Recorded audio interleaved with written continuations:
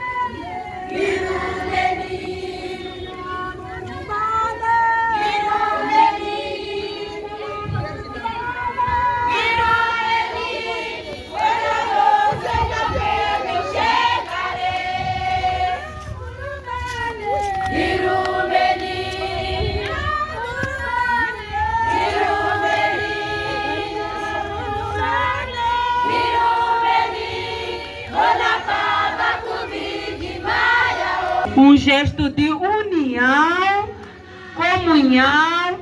Isso mostra que existe unidade no seio da Igreja Adventista Sétimo Dia. Pais reuniram-se para fazer essa linda marcha. Que o bom Deus nos abençoe, que continue assim, não medindo esforços para falar a respeito da Palavra de Deus. Nosso objetivo é impactar. A cada dia vamos nos esforçar no sentido de louvar o nome do nosso bom Deus.